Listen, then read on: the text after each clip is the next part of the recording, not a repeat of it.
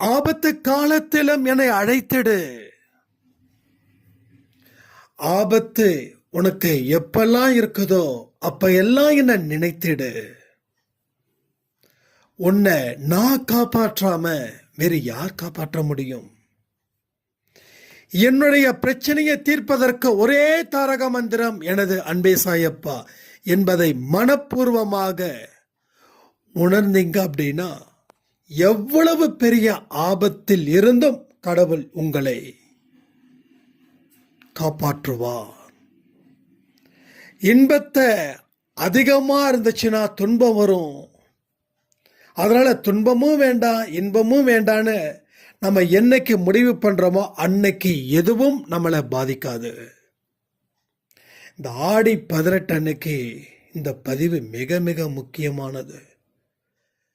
ஏன்னா நாம எல்லாருமே ஒவ்வொரு பண்டிகைக்கு அப்புறமும் என் வாழ்க்கை நல்லா இருக்கணும்னு சொல்லி கடவுளை பார்த்து வணங்குறோம். கடவுள்கிட்ட கண்ணீர் விட்டு பிரார்த்தனை செய்கிறோம். ஸோ உங்கள் பிரார்த்தனை நிறைவேறுவதற்கும் இந்த பதிவுக்கும் ஏகப்பட்ட சம்பந்தம் இருக்கு, கனெக்ட் இருக்குது. எதுவுமே மேலே இருந்து தான் நமக்கு தொடர்பு வருது. அதை சரியா மாற்றி இங்கே இருந்து மறுபடியும் அங்கே நம்ம சில விஷயத்தை அனுப்பிட்டா அது சரி பண்ணிடும், நம்மளும் சரியாயிடுவோம். ஸோ நிச்சயமாக சொல்கிறேன், ஒரு பெரிய அற்புதம் உங்கள் வாழ்க்கையில் நான் இருக்குதுன்னு சொல்கிறேன். நம்புறவங்களுக்கு அந்த அற்புதம் நிச்சயமாக நடக்கும்.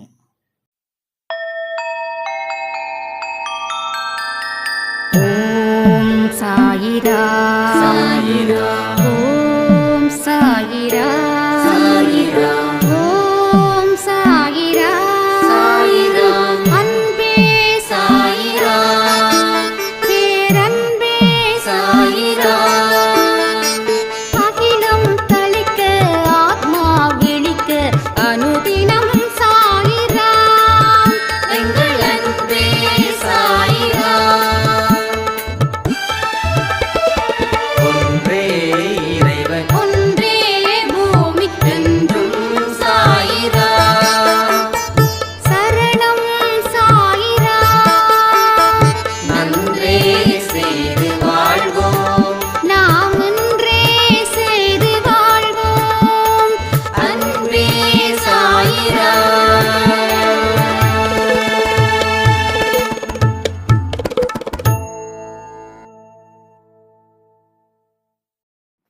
சாயிராம். என் உயிரின் உயிரானவர்களே, அனைவருக்கும் ஆடி 18 வாழ்த்துக்கள். எந்த சூழ்நிலையிலும் இறை நம்பிக்கையை கைவிடாம ஆபத்து காலத்திலும் அவரை அழைக்கணும். நம்ம மகிழ்ச்சியான காலத்திலையும் அவரை நினைக்கணும். இதை பற்றி தான் இன்னைக்கு இந்த பதிவில் நம்ம பார்க்க போகிறோம். கடவுள் நமக்கு உடலையும் கொடுத்து உயிரையும் கொடுத்து அதில் வாழ்வதற்கு உண்டான வாழ்க்கையும் கொடுத்து பாதையும் கொடுத்து பயணத்தையும் கொடுத்து அதில் துன்பத்தையும் கொடுத்து அந்த துன்பத்தின் மூலமாக வரக்கூடிய ஞானத்தையும் கொடுத்து ஸோ எத்தனையோ நல்ல காரியத்தை கடவுள் இங்கே கொடுக்குறாரு. பேரானந்தம் எப்போ வரும்? நீ வாழ்க்கையில் கஷ்டப்படும் போது, அப்போ ஞானத்தை படிக்கும் போது, அதை அனுபவமாக ஏற்கும் பொழுது உனக்கு பேரானந்த நிலை ஏற்படும். நமக்குள்ள ஒரு ஒளி, ஒரு வெளிச்சம் இங்கே இருக்குதுங்க. அடிக்கடி நான் சொல்லுவேன், அன்பே சாயில இருக்கிறவங்க ஒரு துறவியை போல வாழ வேண்டும். நமக்கு ஒவ்வொரு இடத்துலையும் ஒவ்வொரு முகம் உண்டு. இறைவனுக்கு நல்ல குழந்தையா, பெற்றோருக்கு நல்ல குழந்தையா, நண்பனுக்கு நல்ல நண்பனா, வேலை செய்யும் இடத்துல இருக்கக்கூடிய எஜமானனுக்கு நல்ல வேலைக்காரனா,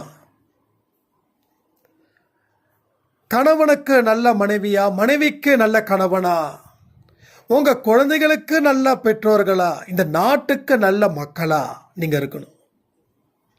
அதுதான் ஒவ்வொரு மனுஷனுக்கும் பல முகங்கள். 6 முகம் மட்டும் இல்லை, 60 முகமும் இருக்குது, அதை தாண்டின முகமும் இருக்குது.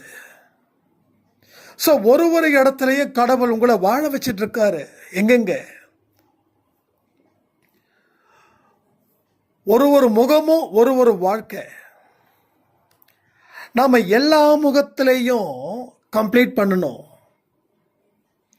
அப்போ வாழ்க்கையில் ஆபத்து காலத்தில் தயவு செய்து ஓடி வேண்டாம், நில்லுங்க, எதிர்கொள்ளுங்க. பல இன்பத்தை அடையலாம் அந்த ஆபத்து காலம் முடிந்தது பின்னாடி. எத்தனையோ பேர் அன்பேசாய் குடும்பத்தில் ஆபத்தை தாண்டி ஒரு வாழ்க்கையை சாத்வீகமா, அமைதியான முறையில், நம்பிக்கையின் முறையில் ஒரு புனிதமான வாழ்க்கையை வாழ்ந்து கொண்டு இருக்கிறார்கள்.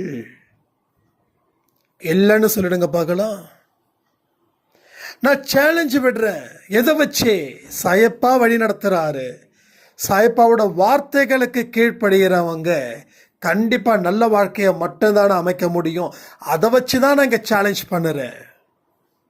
உங்களால் முடியாதது இந்த உலகத்தில் எந்த திசையிலும் இல்லை. நமக்கு தேவை ஒரு அமைதி, நமக்கு தேவை ஒரு பணிவு. பணிவோடு கூடக்கூடிய அமைதி, அமைதியோடு இருக்கக்கூடிய பணிவு, வாழ்நாள் முழுவதும் லட்சியமாக வைத்து பாருங்க. நீங்கள் லட்சியத்தை மிக விரைவில் வெல்லலாம், அடையலாம். அதனால ஒவ்வொரு இடத்துலையும் கடவுள் எனக்கு அதை கொடுக்கல, இதை கொடுக்கல, தயவு செய்து புலம்ப வேண்டாம்.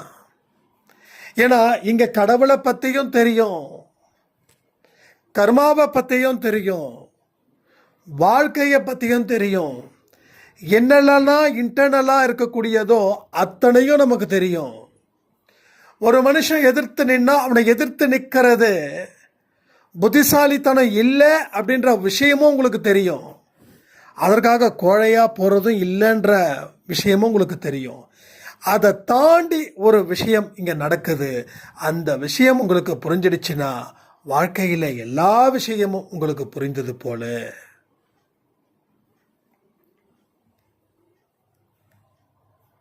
தினந்தோறும் துன்பத்தை அறுவடை செய்கிறீங்க, கரெக்ட். ஆனால் தினந்தோறும் துன்பத்தை நீங்கள் அறுவடை செஞ்சுக்கிட்டு தான் இருக்கீங்க. எப்படி தெரியுமா? இந்த அறுவடை செஞ்சு முடித்ததுக்கப்புறம் இது பயன்படுத்துவீங்கல்ல, பயன்படுத்தும் போது உங்களுக்கு கோடி நன்மைகளை சாயப்பா உருவாக்கி தருவார். நான் துன்பத்தை அறுவடை செய்கிறேன், யார் சொல்கிறது? இங்கே நீங்கள் சொல்கிறீங்களா? நல்லா புரிஞ்சுக்கோங்க. நான் சொன்னதை படி நீங்கள் கேட்க ஆரம்பிச்சிட்டிங்க அப்படின்னா இன்னைக்கு எவ்வளவு துன்பத்திற்கு உண்டான அறுவடையை நீங்கள் செய்கிறீங்களோ இது உங்களுக்கு பயன் தரும் நாளில் அது துன்பமாக இருக்கிறதுக்கு பதிலாக இன்பமாக மாறும். நிறைய மூவியில் பார்த்துருப்போம், மண்ணெல்லாம் பொன்னாகும். மண்ணு பொண்ணாகுமா? மண்ணு பொண்ணாகுதோ பொண்ணாகலையோ தெரியாது. ஆனால் உன்னுடைய துன்பம் நிச்சயமாக இன்பமாகும். இது உண்மை, இது நான் கேரண்டி. ஏன்னா இங்க முடியாதுன்ற வார்த்தை நான் பேசல. முடியாதுன்ற வார்த்தை எக்கச்சக்கமாக இருக்குது. 10 அடிக்கு மாடியில் இருந்து நீ சாயப்பாவை வணங்கி கீழே குதிச்சு பாரு, உனக்கு ஒரு சொட்டு ரத்தம் கூட வராது. அந்த மாதிரி விஷயத்தை நான் இங்க சேர்க்கல. நீ கடவுளை நினைச்சாலும் யாரை நினைச்சாலும் 10 அடுக்கு மாடியில் இருந்து கீழே குதிச்சா நீ செத்து போயிடுவ. அது அறிவு. அந்த அறிவுல கடவுள் பேசுறாரு. அப்ப நீ கடவுள் பேசுறத மறுக்கிற. ஆனா வாழ்க்கையில எதெல்லாம் கத்துக்கணுமோ அதை கத்துக்கல. கத்துக்க கூடாததை கத்துக்கிட்டதால இங்க தலைவலி நிரந்தரமா போச்சு உங்களுக்கு.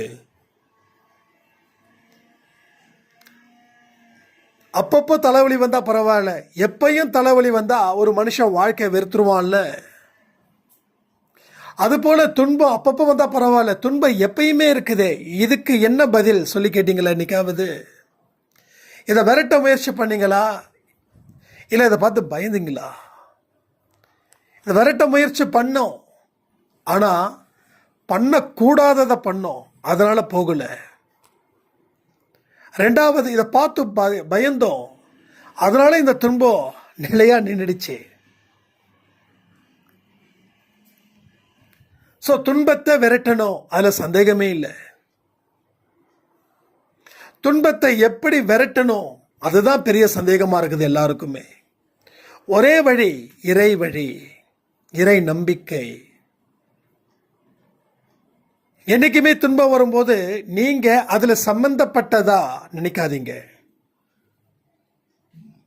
நீங்க மூன்றாவது ஒரு ஆள்,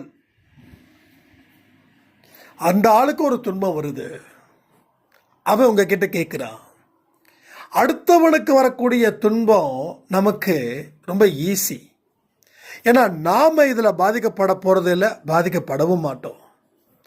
அதே போல உங்க துன்பத்தையும் பிறர் துன்பமாக நினைத்து நீங்க செயல்படும் பொழுது ஒரு மிகப்பெரிய அற்புத வழி கடவுள் உங்களுக்கு கொடுப்பார். அது ஞானத்தின் அடிப்படையில், அனுபவத்தின் அடிப்படையில், அறிவின் அடிப்படையில் அந்த வழி உங்க கண்ணுக்கு தெரியும். அந்த வழி தெரிஞ்சிருச்சுன்னா துன்பத்தை நிச்சயமா ஓட ஓட ஓட விரட்ட முடியும். ஸோ யாரை பற்றியும் நம்ம நினைக்க வேண்டாம். அவங்க ஏமாத்திட்டாங்களா, என்ன போ? அவங்க துரோகம் செஞ்சாங்களா, என்ன போ? அவங்க கோபமா பேசினாங்களா, என்ன போ? அந்த என்ன இப்போன்ற ஒரு வார்த்தையை யாராவது எமோஷனலா சொன்னாங்கன்னா உங்க மனசுக்குள்ள அந்த வார்த்தையை மட்டுமே நீங்க விதைச்சிடுங்க. என்ன போ, அவ்வளவுதான். அவன் காரி துப்புனா எஸ் என்ன இப்போ. ஆனா நீங்க பதில் சொல்லாம இருந்தா கடவுள் உங்க செயல் மூலமா பதில் சொல்ல வைப்பார். காரி துப்புனவன் அவன் மூஞ்சில அவன் காரி துப்பிப்பான் ஃபியூச்சர்ல. இந்த ஆளை போய் காரி துப்புன பாரு, நான் எப்படி வாழ முடியும் அப்படின்னு. இந்த ஆளை போய் நான் ஏமாத்துறேன் பாரு, என் வாழ்க்கையில் எல்லாமே அழிஞ்சிடுச்சு. இந்த ஆளுக்கு நான் ஒரு துரோகம் பண்ண பாரு, இன்னைக்கு என் வாழ்க்கை எப்படி இருக்குதுன்னு அவங்களுக்கு நிரந்தர பனிஷ்மெண்ட்டை கடவுள் தருவார், நீ தராத. உன்னோட எமோஷனலை என்னைக்கு நீ லாக் பண்றியோ அன்னைக்கு நீ ஃப்ரீடமாக இருக்கிறன்னு அர்த்தம். நீ எமோஷனலை பூட்டிக்கிட்டு மனசுக்குள்ளே வச்சுக்கிட்டு இருந்தனா நீ யாருக்கோ அடிமையாக இருக்கன்னு அர்த்தம். அடிமையாக வாழ்றது நல்லதா இல்லை சுதந்திரமாக வாழ்றது நல்லதா? ஒரு நாட்டுக்கே அரசனாக இருக்கிறான், அவனை இன்னொரு நாடு கட்டுப்படுத்துது, அவனுக்கு சுதந்திரத்தை நிறுத்துது, அவனை அடிமையாக வச்சிருக்குது, அவனை பெரிய அரண்மனைக்குள்ளே லாக் பண்ணுறாங்க. இப்போ அது சுதந்திரமா இல்லை அடிமைத்தனமா? அதே போல் ஒரு ஏழை விவசாயி ஹாப்பியாக இருக்காரு, அவர் நினச்சதை போல் எம்எஸ்வி சாங் பாடுறாங்க, இளையராஜா பாட்டு பாடுறாங்க, பிடிச்சதை சாப்பிட்றாரு, அங்கே போகிறாரு இங்கே போகிறாரு, உட்கார்றாரு, சிரிக்கிறாரு, அவருடைய ஃப்ரெண்ட்ஸ் கூட உட்காந்து பேசுகிறாரு, குடும்பத்தோடு சந்தோஷமாக இருக்காரு. இப்போ இந்த ராஜா வாழ்க்கை வாழ போகிறீங்களா இல்லை இந்த விவசாயி வாழ்க்கை வாழ போகிறீங்களா? இப்போ ராஜா வாழ்க்கை வாழலாம், ஆனால் அடிமைத்தனமாக இருக்குல்ல. ஆனால் விவசாயி வாழ்க்கையில் வசதி இல்லை, ஆனால் சுதந்திரம் இருக்குது, சுதந்திரம் இருக்குது. அப்போ எமோஷனலை மூட்டை கட்டி வச்சுக்கிட்டா நீங்கள் என்னதான் ஒரு நாட்டுக்கு ராஜாவாக இருந்தாலும் உங்களால் வாழ முடியாது. அந்த எமோஷனலை விட்டுட்டா நீங்கள் சுதந்திர பறவை, you are yeah freedom bird. எங்கே வேணாலும் போகலாம், என்ன வேணாலும் செய்யலாம், எதை பற்றியும் யோசிக்க வேண்டிய அவசியமே இல்லை. யார் என்ன சொன்ன அதுக்கு என்ன இப்போ, அவ்வளோதான், ஜஸ்ட் லைக் தட். அதுக்கு என்ன இப்போ?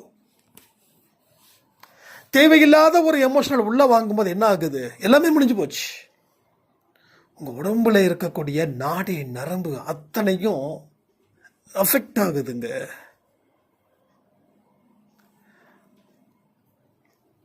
உங்கள் பலம் குறையுது.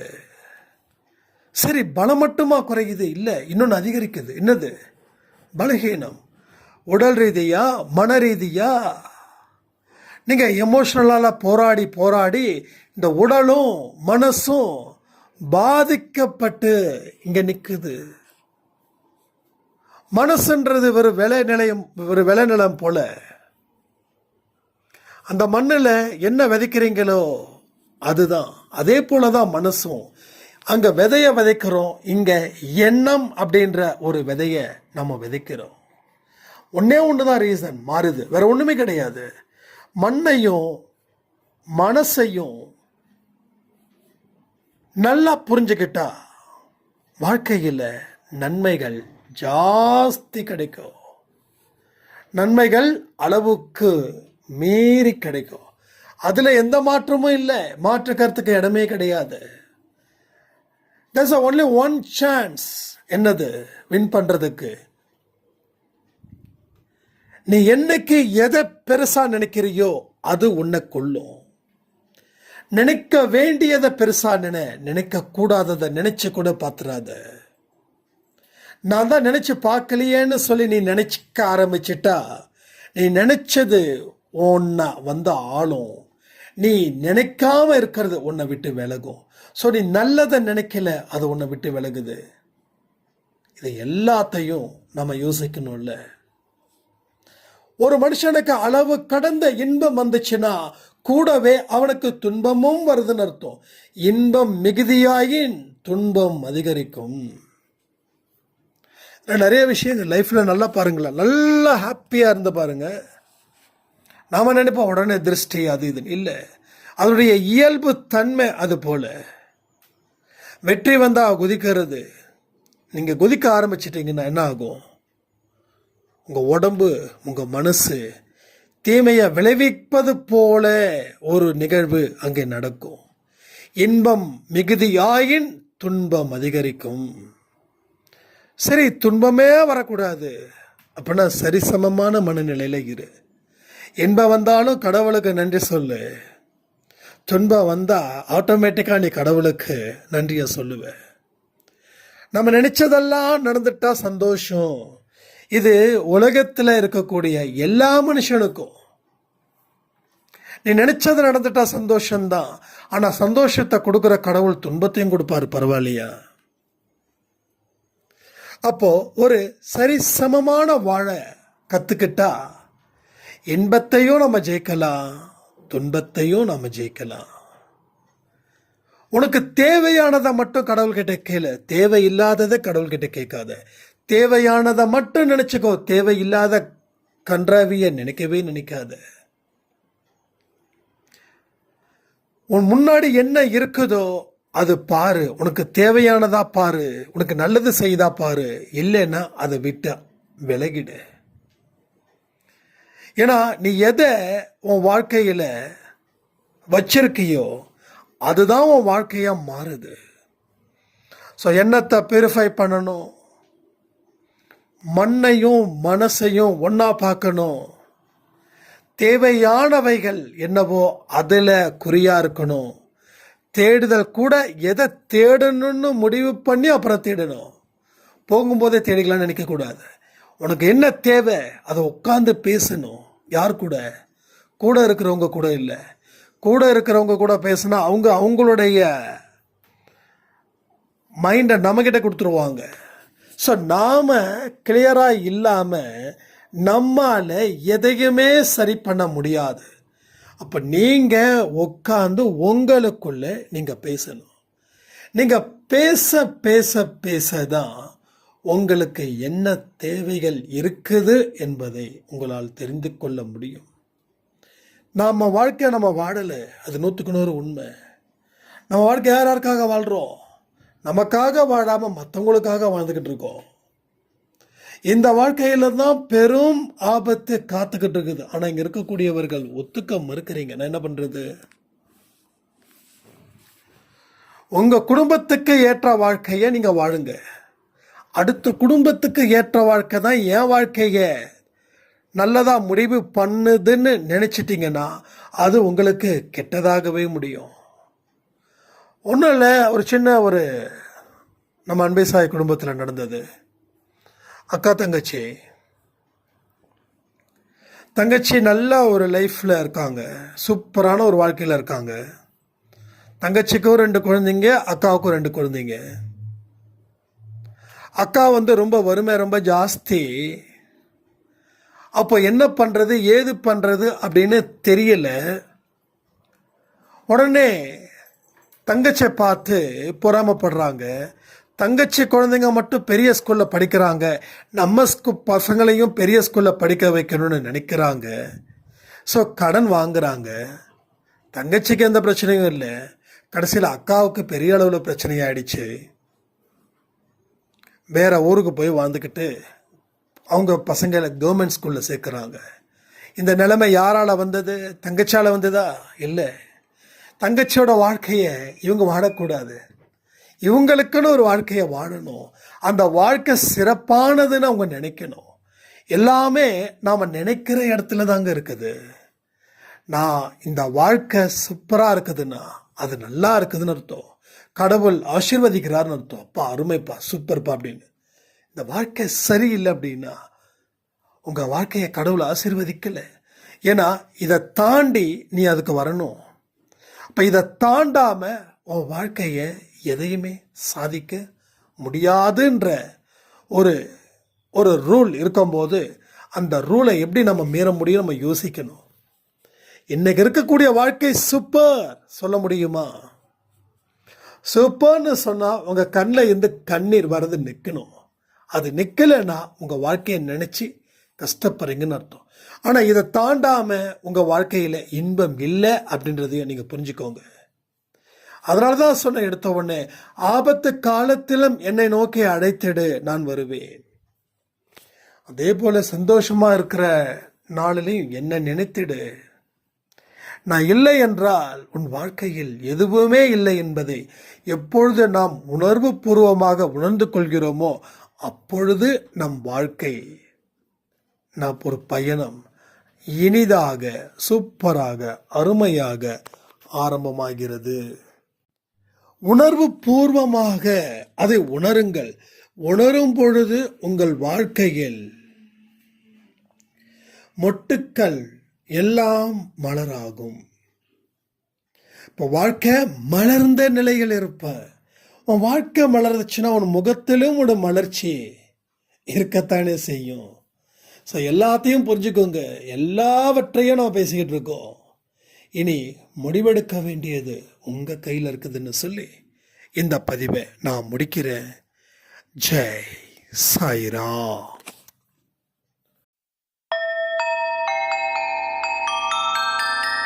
ஓம் சாயிரா. சாயிரா.